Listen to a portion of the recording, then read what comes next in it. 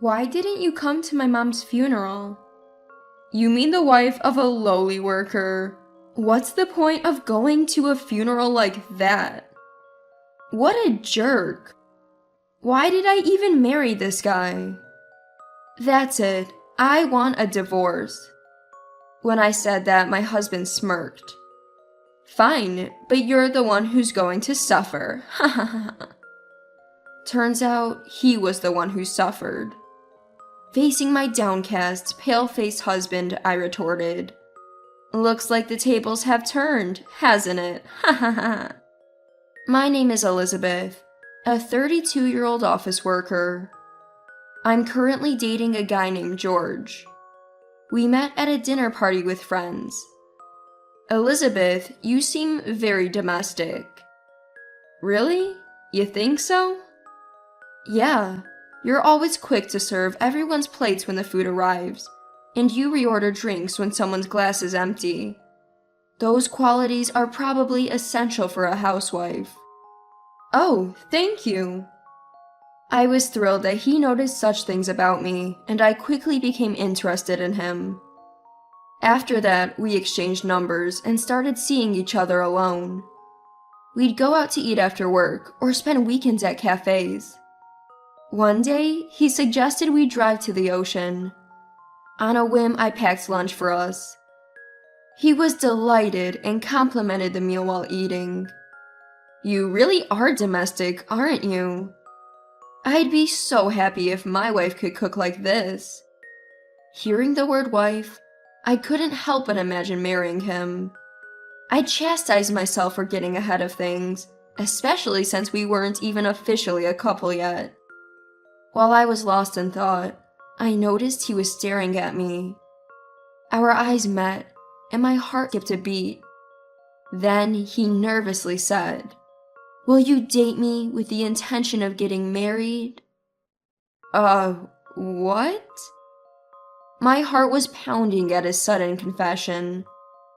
I had always been interested in him, so hearing his words made me incredibly happy and excited. If you're okay with me, then yes, please. I took a deep breath to compose myself, and that's how I replied. And so, we became a couple. After that, we dated smoothly, and it's been a year since we started dating. How's it going with George? Good, it's going really well. When I returned home after a long time, my mom asked me like that. Well, you're getting to that age where you should start thinking about marriage. Yeah, I guess so. I became a bit uneasy after hearing that from my mom.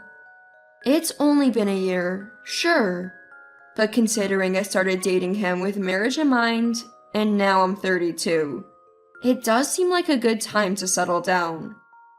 But there was no sign of a proposal from him, and I began to wonder if he even wanted to get married. Then one day, as if sensing my concerns, he proposed. Elizabeth, there's no other woman I'd rather marry than you. Will you marry me? Yes! Absolutely, yes! I was overjoyed to be proposed to. I accepted right away, and we decided to get married. I was thrilled to be marrying the man I love. I immediately shared the news with my dad, James, and my mom, Mary. Wow, finally, Elizabeth is getting married. Oh, I can't wait to see you in a wedding dress. My parents were really happy about my upcoming wedding. I was glad to finally be able to give back to my parents after focusing on work and living as I pleased. Then we met each other's parents, had a dinner with both families, and proceeded to get married. A lot of people attended our wedding, and it felt great to be blessed by everyone.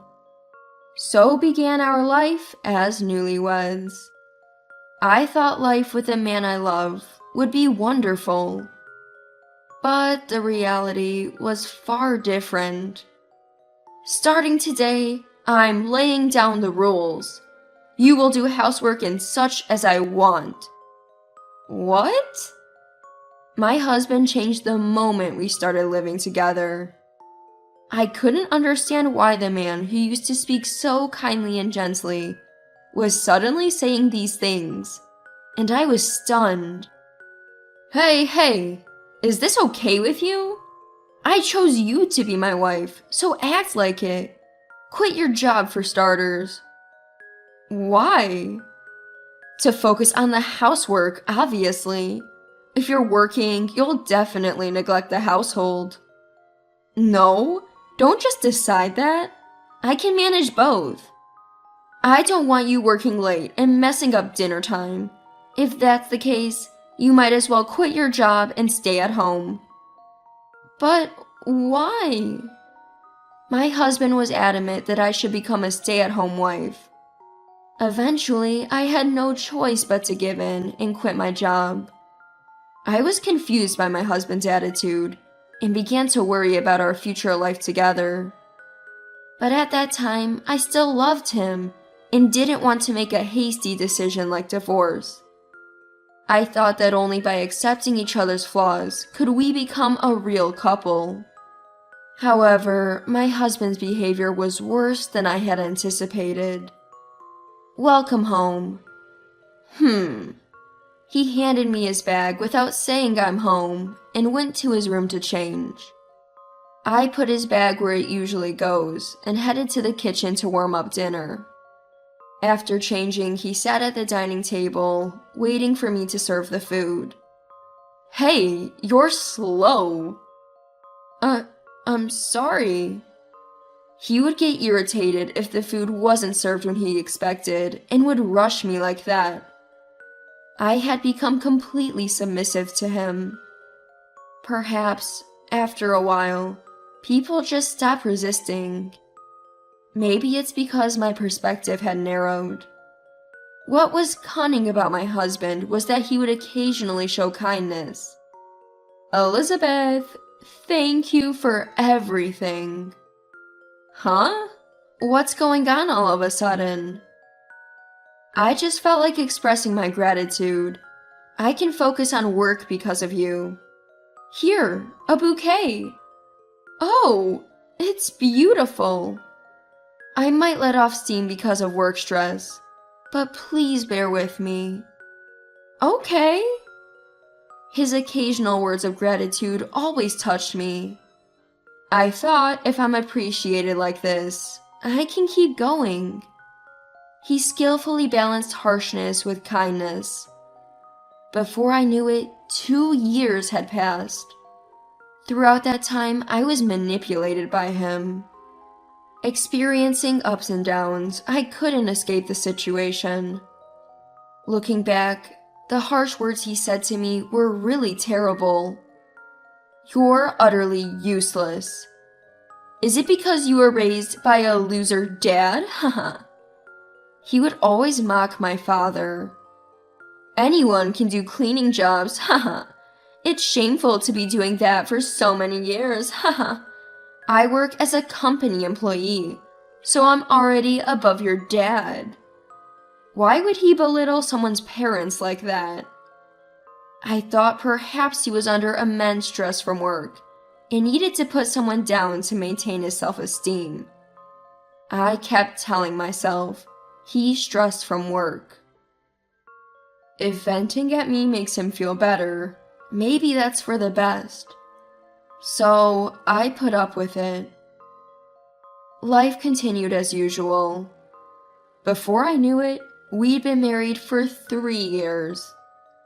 I thought maybe once he retires, when life slows down, we'll finally have that peaceful life together. That's what was on my mind these days. So, whatever he said, it hardly bothered me anymore. But then, something unexpected happened. My mom fell seriously ill. I rushed to the hospital. She needed long-term care, they said. I visited her daily. My mom had always cared for me. I wanted to be there for her as much as possible now that she was sick. One day, my husband came home earlier than expected. "Welcome home." "Dinner?" "Ah, sorry. I was visiting Mom and got a little delayed." As I said that, my husband's eyes flared up in anger. "What? What's this about? Why isn't dinner ready? Visiting can wait." "What?" "Your job is to support me by taking care of the house." "But I'm worried about Mom too." "Who cares about your low-life parents?" "Excuse me?" This got me heated. "How could you say something so awful? Would you feel the same if someone disrespected your own mother, George?" "My mother has no reason to be disrespected." "Then why should my mom be belittled like this? Take back what you said about insulting her." "Oh, so you're standing up to me now?" "I am. I've been tolerating your behavior because you said you're stressed from work. But you've belittled my dad too, right?" "That wasn't easy to swallow either. Take back what you said about insulting my parents." "Shut up. If you hate me so much, then leave." And with that, he yelled at me. I couldn't keep my cool any longer. I quickly packed some things and went to my parents' home. I spent about a week there. My husband sent countless calls and texts, but I ignored them all. I wanted to spend as much time with my deteriorating mom as possible. And sadly, her condition turned critical. My dad and I stayed by my mom's hospital bed the whole time. But unfortunately, she passed away. I was devastated. Tears wouldn't stop flowing. But at least I was there for her final moments. I'm grateful I got to say my goodbyes. Then my dad and I immediately started planning and preparing for the funeral. I texted my husband about the time and location, letting him know we were holding a funeral for my mom. Though I could see he read the message, he didn't reply. The next day, my dad and I were busy with funeral preparations. We were so swamped, I didn't even have time to follow up with my husband. When the funeral started, I noticed he hadn't shown up. In the end, my husband never came to my mom's funeral. Even my in-laws were there, so what could he possibly be doing? After the funeral, I tried to reach him, but he wouldn't answer any of my calls. Why won't he answer? My in-laws also wondered why he didn't show and asked me about it. Wasn't he supposed to come today? Yes, but I can't reach him on the phone. What could he be doing, ignoring even calls from his parents? I had no choice but to go home. When I got there, I found him sitting on the couch, eating delivered pizza and downing beers. I was furious. "Excuse me, why didn't you come to my mom's funeral?" "Huh? Funeral? Who cares about that? Haha." "Are you serious?" "Yeah, why should I care about a funeral for the wife of a low-wage worker? Haha. It's a waste of money. And don't tell me you paid for it from my earnings. I'll never forgive that. He's the worst. Why did I marry this man? That's it, let's get a divorce." When I said that, he laughed mockingly. "Sure, but you're the one who's gonna have problems. Haha. You're just a housewife with a janitor for a dad. Haha. How are you gonna survive?" He continued to berate me. But the one who ended up in trouble was my husband. "You seem to be misunderstanding something." "What?" He looked slightly rattled by my assertive tone. "Why don't we let Dad clarify?" "What?" Just then, my dad James walked in from the entrance toward the living room. "James?" "You seem to have had a lot to say about my precious daughter and wife." Caught off guard by his father-in-law's sudden appearance, The husband quickly tried to act nonchalant. Isn't James the real problem? Haha, I was just speaking the truth, man. Having a janitor for a father-in-law is pretty embarrassing, don't you think? Ha ha ha. Well, I believe all jobs have dignity. Cleaners make it possible for everyone to use various facilities comfortably. Nothing sadder than trying to justify yourself. Ha ha ha. Ugh, you really are a twisted individual. Clearly, I need to be more discerning in my hiring process. Wait, what? Hiring process? It seems you didn't know. I own a cleaning company. You're the CEO? Look, none of that matters now. I'll never forgive you for this. My husband's face turned ashen. No way. You can't be the CEO, can you? To convince my skeptical husband, I showed him my father's company website. See this CEO's picture? Definitely my dad. I can't believe it. He was wide-eyed and surprised. Just then, the parents-in-law stormed into the living room, having waited at the entrance. George, what on earth are you doing? Mom and Dad? You're hopeless, George. Apologize to Elizabeth and James right now. I can tell you've been behaving like this for a while. Apologize for all of it. Terrified by the angry voices of his parents, my husband hastily apologized. I'm sorry. It was my fault. His face turned even paler as he spoke those words with resignation. We'll proceed with the divorce as planned. I can't believe this. Facing my downcast, pale husband, I said, You ended up in the very situation you mocked, huh? Ha ha. Remember the divorce papers you shoved in my face? They're still in the drawer. Let's fill them out. Wait, please. Enough. What makes you think you can be forgiven now? Thanks to my father's angry outburst, my husband finally calmed down. With the help of my parents-in-law, they completed the divorce paperwork. Afterward, I sought compensation for emotional distress caused by my husband's harassment. I had kept a diary detailing his abusive behavior, and had even received a medical certificate for my emotional distress. My claim was approved, and my ex-husband was ordered to pay compensation. Additionally, I reported the matter to his workplace. As it turned out, my dad was friends with the CEO of my ex-husband's company, who severely criticized him after hearing the story. Consequently, my ex-husband was fired from his job. My ex-husband lost his job all at once and couldn't afford the rent anymore. He tried to fall back on his parents, but even they had had enough of him this time and cut ties. Now, he has nobody to turn to and is scraping by with a part-time job, paying off the compensation and living a life of poverty.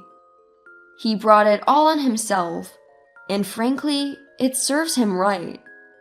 On the other hand, I started working at my dad's company. If I hadn't been married, he always wanted me to work in his business. So, I'm taking his wishes to heart and considering taking over as the CEO someday. I'm fully committed to supporting this company my dad has nurtured.